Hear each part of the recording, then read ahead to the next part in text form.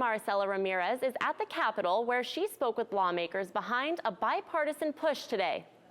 That better way is pretty simple. Elected officials should work together instead of fighting. That was a message from a bipartisan group here today.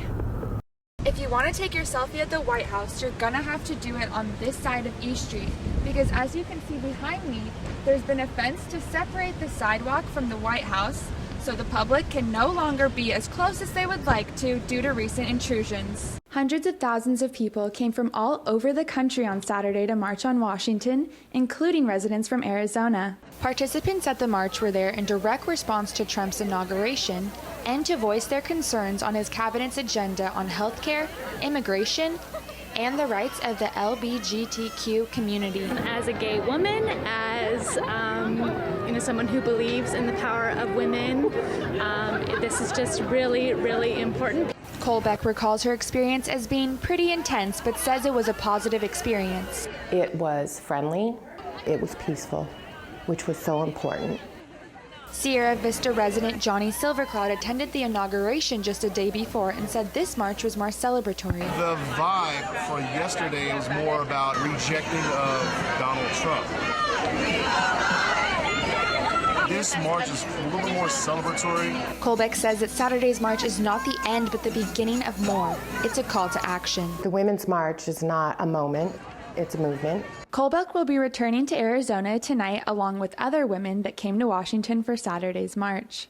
Reporting from Washington, Marisela Ramirez, Cronkite News.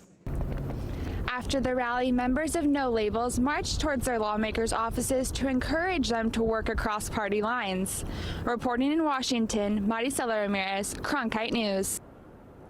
The researchers here today pointed to this drug as one of the first gains to come out of the recent efforts to normalize relations between the United States and Cuba.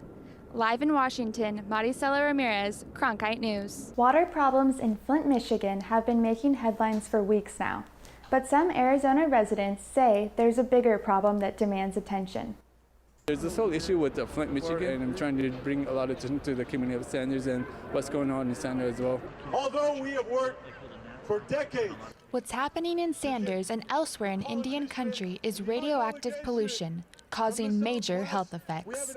We breathe in radioactive pollutions every day from coal smoke, from the abandoned uranium mines, plus we drink water that contains uranium. Charmaine Whiteface of the Sioux Nation and other indigenous people see their effects every day. My father died from cancer, I've had cancer, my daughter has cancer, and now my son is dying from lupus. And is it because they don't know? Yet they do know. So why isn't something being done about all these abandoned uranium mines? Protesters brought this question to Washington, where they urged the EPA and Congress to take action. We have a bill that we're trying to get passed through Congress to clean up the 15,000 plus abandoned uranium mines in the United States. In the meantime, Tommy Rock is playing it safe. We keep saying that drink bottled water, buy bottled water, and do not drink the public water.